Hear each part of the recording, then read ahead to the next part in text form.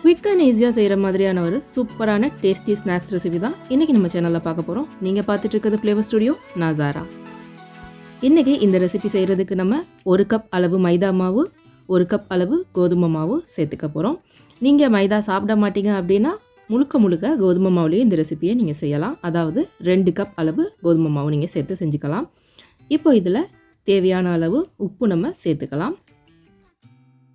ஒரு மேஜைக்கரண்டி அளவு வெள்ளை எள்ளு வந்து நான் இதில் சேர்த்துக்க போகிறேன். உங்கள்கிட்ட வெள்ளை எள்ளு இல்லைன்னா நீங்கள் கருப்பு எள்ளு கூட சேர்த்துக்கலாம். கூடவே இதில் காரத்துக்கு தேவையான அளவு சில்லி ஃப்ளேக்ஸ் வந்து நான் சேர்த்துக்கிறேன். நான் வந்து இன்றைக்கி ஒரு மேஜைக்கரண்டி சேர்த்துருக்கேன். உங்கள்கிட்ட சில்லி ஃப்ளேக்ஸ் இல்லை அப்படின்னா நீங்கள் காஞ்ச மிளகாயை சின்ன சின்னதாக கட் பண்ணி சேர்த்துக்கலாம். அப்படி இல்லைன்னா மிளகாய் தூள் கூட நீங்கள் சேர்த்துக்கலாம், உங்களோட சாய்ஸ் தான். இப்போ இதில் கருவேப்பிலையை குட்டி குட்டியாக கட் பண்ணி ஒரு மேஜைக்கரண்டி அளவு அதையும் நம்ம சேர்த்துக்கலாம். கூடவே இதில் நம்ம நல்லா ஃபைனாக சாப் பண்ண கார்லிக்கும் சேர்த்துக்கலாம். இதுக்கு பதிலாக நீங்கள் ஜிஞ்சர் கார்லிக் பேஸ்ட் வேணாலும் யூஸ் பண்ணிக்கலாம். பட் இந்த மாதிரி கார்லிக்கை குட்டி குட்டியாக கட் பண்ணி சேர்க்கும்போது அதோடய ஃப்ளேவர் ரொம்ப நல்லாயிருக்கும். இப்போது இது எல்லாத்தையும் ஒரு வாட்டி நம்ம நல்லா கலந்து விட்டுக்கலாம். இப்போது இது எல்லாத்தையும் நல்லா கலந்து விட்டதுக்கு அப்புறமா இதில் நம்ம 3 மேஜைக்கரண்டி அளவு எண்ணெய் வந்து நல்லா சூடு பண்ணிவிட்டு இதில் சேர்த்துக்கணும். நான் இன்றைக்கி தேங்காய் எண்ணெய் யூஸ் பண்ணியிருக்கேன். நீங்கள் தேங்காய் எண்ணெய் சேர்த்திங்க அப்படின்னா நம்ம ஸ்நாக்ஸ் வந்து அதோடய ஃப்ளேவர் வந்து ரொம்ப நல்லாயிருக்கும். கொஞ்சம் கொஞ்சமாக சேர்த்து நல்லா மிக்ஸ் பண்ணி விட்டுக்கோங்க. மொத்தமாக ஒரேடியாக சேர்த்துடாமல் 3 மேஜைக்கரண்டி சேர்த்திங்கன்னா கரெக்டாக இருக்கும். இப்போ நம்ம சூடு பண்ண எண்ணெயை சேர்த்ததுக்கு அப்புறமா நல்லா ஒரு கரண்டி வச்சு மிக்ஸ் பண்ணி விட்டுக்கணும். இந்த மாதிரி செய்கிறதால நம்ம ஸ்நாக்ஸ் வந்து நல்ல ஒரு கிறிஸ்பினஸோடு கிடைக்கும் நமக்கு. இப்போ இதில் கொஞ்சம் கொஞ்சமாக தண்ணி சேர்த்து நம்ம நல்ல ஒரு இறுக்கமான சப்பாத்தி மாவு பதத்தில் நம்ம பிசைஞ்சு எடுத்துக்கணும். எடுத்ததுமே அதிக அளவில் தண்ணி ஊற்றிடாதீங்க. கொஞ்சம் கொஞ்சமாக ஊற்றி நீங்கள் பிசைஞ்சு பார்த்துட்டு அதுக்கப்புறமா நீங்கள் தண்ணி சேருங்க. எவ்வளோக்கு எவ்வளோ மாவை வந்து நல்லா கெட்டியாக நம்ம பிசைகிறோமோ அந்த அளவுக்கு நம்மளுக்கு நம்மளோட ஸ்நாக்ஸ் வந்து நல்ல ஒரு கிறிஸ்பினஸோடு கிடைக்கும். குறைஞ்சது ஒரு 5 நிமிஷமாவது நல்லா இந்த மாதிரி அழுத்தி பிசைஞ்சு எடுத்துக்கோங்க. பாருங்கள், இந்த அளவுக்கு மாவு நல்லா இறுக்கமாக இருக்கணும். இந்த ஸ்டேஜில் கொஞ்சமாக ஆயில் அப்ளை பண்ணிவிட்டு நம்ம மூடி போட்டுட்டு ஒரு 15லேருந்து 20 நிமிஷம் நம்ம நல்லா ஊற விட்டுறலாம்.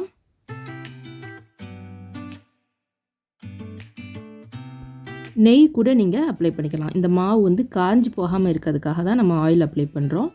இப்போ வந்து இதை நல்லா ஒரு மூடி போட்டுட்டு நம்ம 15 நிமிஷம் ஊற விட்டுறலாம்.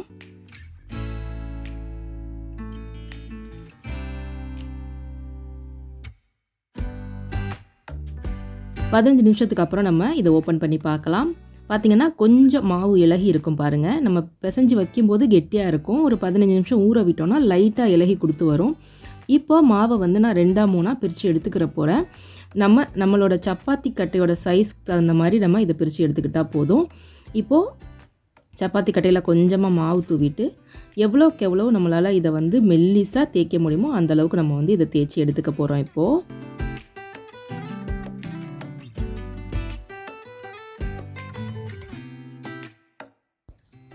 நீங்கள் கெட்டியாக நல்லா மாவை பிசைஞ்சிருந்தீங்கன்னா நீங்கள் திரட்டும் போது கட்டையில் ஒட்டிட்டு வராது. அப்படி இன்கேஸ் லைட்டாக ஒட்டுற மாதிரி இருந்ததுன்னா இடையில நீங்கள் லைட்டாக மாவு தூவிட்டு இந்த அளவுக்கு நல்ல ஒரு தின் லேயராக தின் ஷீட்டாக வந்து நீங்கள் தேய்ச்சி எடுத்துக்கணும்.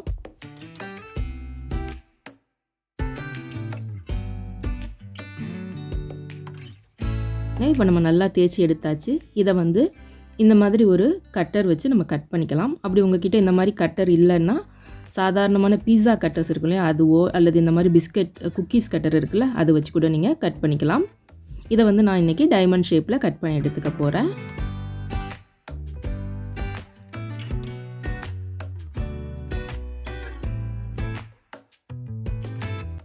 இது இந்த ஷேப்பில் தான் கட் பண்ணணும் அப்படின்லாம் இல்லை.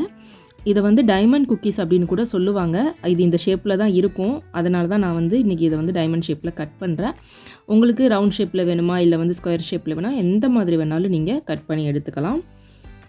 பாருங்கள், நல்லா கட் பண்ணி எடுத்ததுக்கப்புறம் நம்ம தேய்ச்ச கட்டையிலேருந்து ஒட்டாமல் இந்த மாதிரி ஈஸியாக எடுக்க வரணும். அப்போ தான் நீங்கள் கரெக்டாக செஞ்சுருக்கீங்கன்னு அர்த்தம். பாருங்கள், நான் இந்த சைஸில் இந்த ஷேப்பில் வெட்டி எடுத்திருக்கேன்.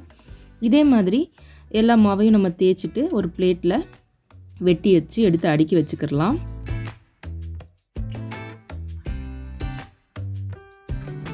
இது நான் வீடியோ பர்பஸ்க்கு செஞ்சு காட்டுறதுனால ரொம்ப கம்மியான அளவில் தான் மாவு எடுத்து செஞ்சு காட்டியிருக்கேன். நீங்கள் அட் அ டைமில் நிறைய மாவு சேர்த்து கூட பிசைஞ்சு எடுத்து நிறைய இந்த ஸ்நாக்ஸ் வந்து ரெடி பண்ணிவிட்டு ஸ்டோர் பண்ணி கூட வச்சுக்க முடியும். இப்போது எல்லா மாவையும் தேய்ச்சி நான் வெட்டி எடுத்து இந்த மாதிரி பிளேட்டில் அடுக்கி வச்சுருக்கேன். இப்போ வந்து எண்ணெயை சூடு பண்ணிவிட்டு நம்ம வந்து ஸ்நாக்ஸை எண்ணெயில் சேர்த்து பொரிச்சு எடுத்துடலாம். எண்ணெய் சூடாச்சான்னு பார்க்குறதுக்காக ஒரு சின்ன துண்டு மாவை எண்ணெயில் சேர்த்து பாருங்கள். மாவு போட்டதுமே நல்லா உப்பிக்கிட்டு மேலே எந்திரிச்சு வந்துச்சுன்னா எண்ணெய் நல்லா சூடாச்சுன்னு அர்த்தம். அந்த ஸ்டேஜில் நம்ம ரெடி பண்ணி வச்சுருக்க ஸ்நாக்ஸை வந்து எண்ணெயில் சேர்த்து பொரிக்க ஆரம்பிச்சிடலாம். ஆயிலை வந்து மிதமான சூட்லேயே மெயின்டைன் பண்ணுங்கள். ஹீட் வந்து மீடியம் டு மீடியம் லோவில் வச்சு சூடு பண்ணிக்கோங்க. கொஞ்சம் கொஞ்சமாக எடுத்து இந்த மாதிரி உதுத்தி விட்டிங்கன்னா அதுவாகவே பிரிஞ்சு வந்துடும். நீங்கள் வந்து எண்ணெயில் கரண்டி விட்டு கிளறி விட ட்ரை பண்ண வேணாம்.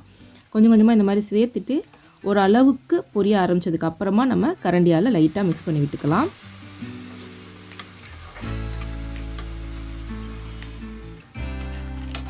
பாருங்கள், சூப்பராக கோல்டன் ப்ரௌனில் நல்லா பொரிஞ்சு வந்துருச்சு.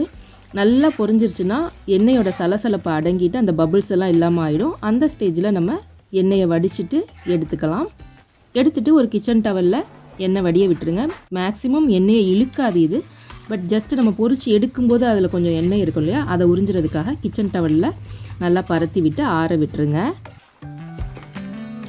இதில் நம்ம கார்லிக்கெல்லாம் நல்லா ஃபைனாக சாப் பண்ணி சேர்த்தோம் இல்லையா, அதனாலேயே வந்து நம்ம இதை பொரிக்கும்போது செம்ம வாசனையாக இருக்கும்.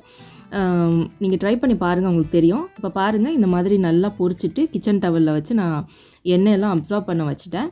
இப்போ ஓரளவுக்கு நல்லா ஆறுனதுக்கப்புறமா இதை வந்து நம்ம ஒரு கிளாஸ் ஜாரில் சேர்த்துக்கலாம்.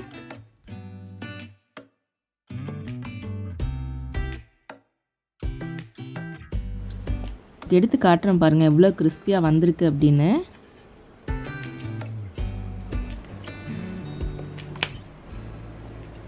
இது நீங்கள் ஒரு தடவை செஞ்சீங்கன்னா நல்ல ஒரு ஏர்டைட் கண்டெய்னர்லேயோ இல்லை கிளாஸ் ஜார்லேயோ போட்டு வச்சு ஸ்டோர் பண்ணி வச்சுக்கலாம். ஒரு வாரத்துலேருந்து 10 நாள் வரைக்கும் கூட கெட்டு போகாது.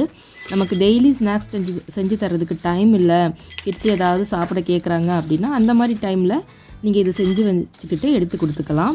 இவ்வளோ நேரம் பொறுமையாக இந்த வீடியோவை முழுசாக வாட்ச் பண்ணதுக்கு ரொம்ப ரொம்ப நன்றிங்க. இந்த வீடியோ உங்களுக்கு பிடிச்சிருந்ததுன்னா லைக் பண்ணுங்கள், உங்கள் ஃப்ரெண்ட்ஸ் அண்ட் ஃபேமிலி கூட ஷேர் பண்ணுங்கள். இதே மாதிரி ஈஸியான இன்ட்ரெஸ்டிங்கான நிறைய ரெசிபிஸ் நம்ம சேனலில் அடுத்தடுத்து வந்துகிட்டே இருக்குது. அதெல்லாம் நீங்கள் மிஸ் பண்ணாமல் பார்க்கணும் அப்படின்னு நினச்சிங்கன்னா நம்ம சேனல் ஃப்ளேவர் ஸ்டுடியோவை யூடியூப்பில் சப்ஸ்கிரைப் பண்ணிவிட்டு நோட்டிஃபிகேஷனையும் ஆன் பண்ணிக்கோங்க. அப்போ தான் நம்ம அப்லோட் பண்ணுற வீடியோஸ் எல்லாம் உங்களுக்கு நோட்டிஃபிகேஷனில் மிஸ் பண்ணாமல் வரும். சீக்கிரமே உங்களை நான் அடுத்த வீடியோவில் சந்திக்கிறேன். அது வரைக்கும் take care, bye bye. Thanks for வாட்சிங்.